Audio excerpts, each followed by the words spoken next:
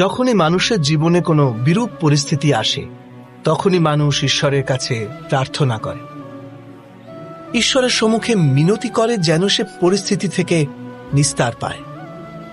কিন্তু এই প্রার্থনার বাস্তবিক রূপ কেমন হয়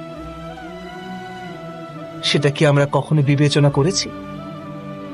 প্রার্থনার অর্থ হল নিজের সমস্ত আকাঙ্ক্ষা, সমস্ত চিন্তা, সমস্ত সংকল্প বিকল্প, সমস্ত পরিকল্পনা ঈশ্বরের চরণে দান করা। অর্থাৎ নিজের কর্মের ফল কি হবে সেই নিয়ে চিন্তা না করে ধর্মের অনুরূপ কর্ম কর। ঈশ্বরের পরিকল্পনাকেই নিয়তি বলে মেনে নেওয়া, সেটাই তো প্রার্থনা, তাই না?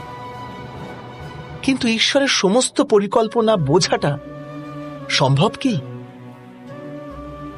সেসব পরিকল্পনা তো আমাদের কর্মের পরিণামস্বরূপ প্রকাশ পায় সর্বদা। কিন্তু যদি কেউ সব কর্মকেই ত্যাগ করে, সেটা কি প্রকৃত প্রার্থনা? বাস্তবে কর্মই জীবন, আর ফলের প্রতি মোহ না করাই সত্যিকারের প্রার্থনা।